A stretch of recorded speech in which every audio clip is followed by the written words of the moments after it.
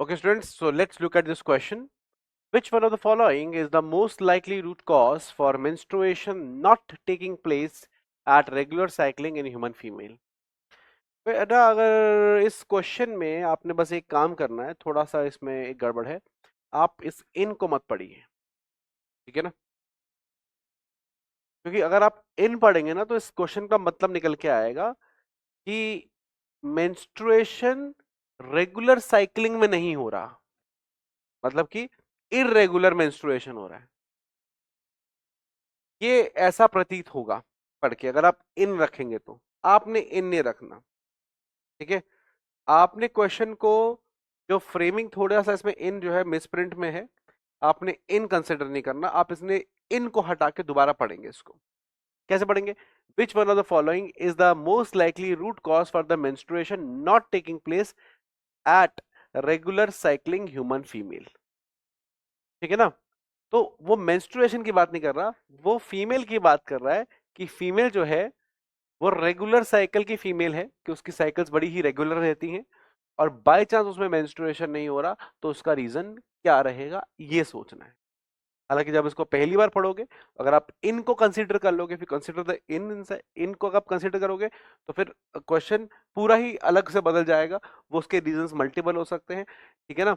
इसलिए आपने इनको कंसीडर नहीं करना। अगर आप इनको कंसीडर कर लोगे तो सेंस ऐसे निकल के आएगी कि हाँ, कि एक जो मेंस्ट्रुएशन है वो इरेगुलर हो रहा है, ठीक है ना? लेकिन वो सेंस यहाँ नहीं है। हमने जो क्वेश्चन बनाया है वो इन उसमें इंक्लूडेड नहीं है, ठीक है? Okay okay. तो अब क्या क्वेश्चन बन क्या है? ये क्वेश्चन ये है, द क्वेश्चन इज कि मेंस्ट्रुअल साइकिल नहीं हो रही है, हालांकि female is regular on her cycles. Female regular है, मेंस्ट्रुअल साइकिल नहीं हो रही है, ठीक है ना? तो क्या रीजन होगा? बट ऑब्वियसली बात है, एक ही मेजर रीजन होता है मेंस्ट्रुअल साइकिल ना होने का। जो मेन रूट कॉज होता है, जो मेन रीजन है, वो है प्रेगनेंसी, ठीक है? या आप कह सकते हैं फर्टिलाइजेशन, ठीक है? क्लियर है पॉइंट? आ रही है बात समझ में? क्योंकि जब फर्टिलाइजेशन हो जाता है, ठीक है, तो कहीं ना कहीं पे फर्टिलाइजेशन होता है तो इम्प्लांटेशन हो जाता है, और इम्प्लांटेशन होते ही एचसीजी हार्मोन रिलीज होता है, और एचसीजी हार्मोन कॉर्पस ल्यूटियम को डिग्रेड नहीं होने देता।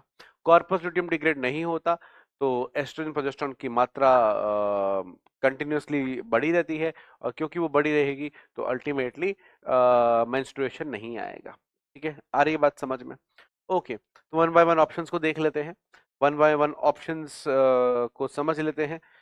Presence of hypertrophical endometrial lining. Hypertrophical endometrial lining क्या होती है? हाइपर ज्यादा, ट्रॉफी स्ट्रक्चर, ज्यादा स्ट्रक्चर बढ़ गया एंडोमेट्रियम का। तो इससे क्या होगा? इससे कुछ इतना ही होगा कि जो मेंसेस हैं वो नॉर्मल के कंपैरिजन में ज्यादा आएंगे, क्योंकि ज्यादा मोटी एंडोमेट्रियम होगी तो ज्यादा डिग्रेड होगी और अमाउंट ऑफ मेंसेस बढ़ जाएगा। तो ये हमारा आंसर नहीं है। Maintenance of high concentration of sex hormones in blood stream, ये एक रीजन हो सकता है। मेंसेस जो है वो कहीं ना कहीं पर कम होने का या ना होने का या इरेगुलर होने का, लेकिन ये रूट कॉज पूछ रहा है। ये रूट कॉज नहीं है, जड़ रीजन नहीं है, ये तो एक सेकेंडरी रीजन है। सेकेंडरी रीजन मतलब कि मेन वजह नहीं है। मेन वजह क्या होती है? मेन वजह होती है कि प्रेगनेंसी हो गई। प्रेगनेंसी की वजह से सेक्स हार्मोन्स बढ़े रहते हैं, और उसकी वजह से फिर फाइनली मेंस्ट्रुएशन नहीं आता। तो आप पीछे रीजन में जाओगे तो सेक्स हार्मोन्स बढ़े हुए हैं, लेकिन सेक्स हार्मोन बढ़ने का रूट कॉज क्या है? मेन वजह क्या है? बेसल रीजन क्या है? कि प्रेगनेंसी हो गई।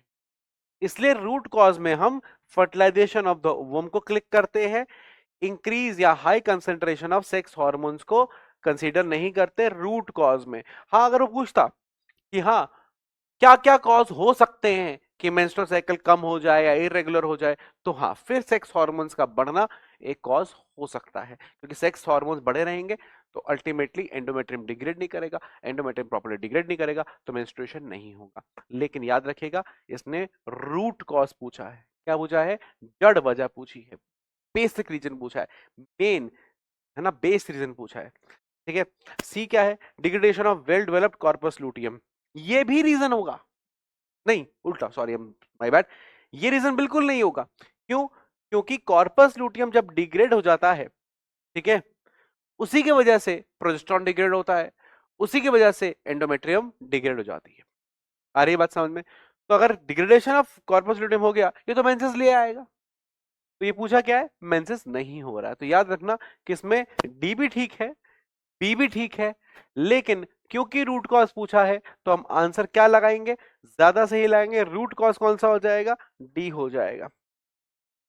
आ रही बात समझ में? अब आप मुझसे पूछेंगे, आपको जो लग रहा होगा, मैं समझता हूं आपको क्या डाउट आ रहा होगा कि सर मेंस्ट्रुअल साइकिल जो है, ठीक है ना, वो तो कभी कभार नहीं होती बिकॉज ऑफ स्ट्रेस, एंजाइटी, है ना, हार्मोनल इम्बैलेंस, ठीक है, और स्पाइसी फूड भी दे रखा है एनसीईआरटी में एक तरीके से। तो वो रीजंस हैं, बिल्कुल रीजन है, लेकिन जो जनरलाइज सबसे मेन रूट कॉज देखा जाता है, जब भी रूट कॉज की बात आती है तो हम प्रेगनेंसी पे जाते हैं।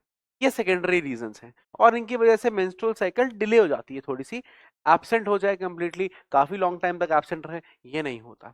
2 दिन डिले हो गई, 3 दिन डिले हो गई, 4 दिन डिले हो गई, 5 दिन, लेकिन अगर मेंस्ट्रुअल साइकिल रुक ही गई है मतलब कि काफी लंबे समय के लिए, तो उसका मेन रूट कॉज, ज्यादातर मेनली रूट कॉज क्या रहता है कि प्रेगनेंसी, प्रेगनेंसी में ही मेंस्ट्रुअल साइकिल कंप्लीटली सीज हो जाती है, जब तक कि बेबी डिलीवर ना हो जाए, इवन उसके 6 महीने बाद तक भी।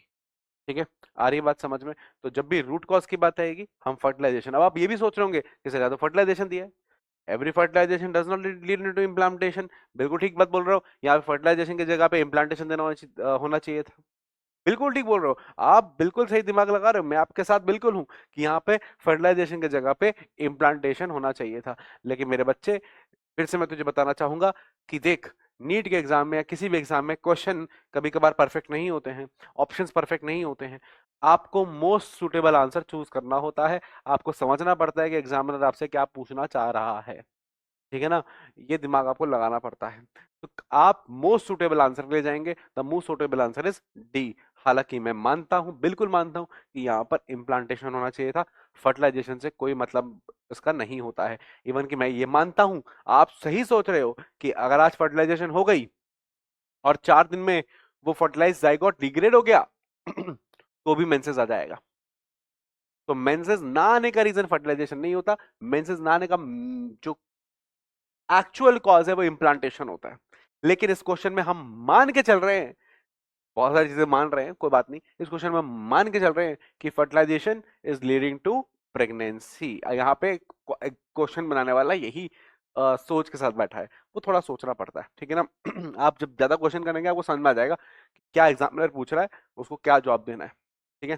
तो आप जब नीट के एग्जाम में हो तो आपको ये ध्यान रखना है कि आप मोस्ट अप्रोप्रिएट आंसर लगाएं। और इन जनरली ये बात ठीक है कि फर्टिलाइजेशन को मान लेते हैं कि प्रेगनेंसी हो जाएगी, बहुत ही कम हम ऐसा मानते हैं थ्योरेटिकली कि हाँ फर्टिलाइजेशन के बाद भी प्रेगनेंसी ना हो, ठीक है।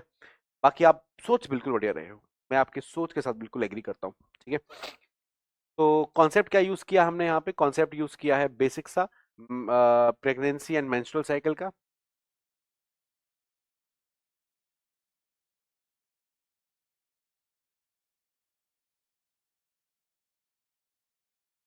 प्रेगनेंसी एंड मेंस्ट्रुअल साइकिल का कॉन्सेप्ट यूज किया है और आंसर क्या लगाया है, आंसर लगाया है डी, ठीक है। हालांकि मैंने आपको कहा कि रूट कॉज पूछा है, इसलिए आंसर क्या है, डी है। इससे रूट कॉज नहीं होता तो फिर और भी ऑप्शंस हो सकते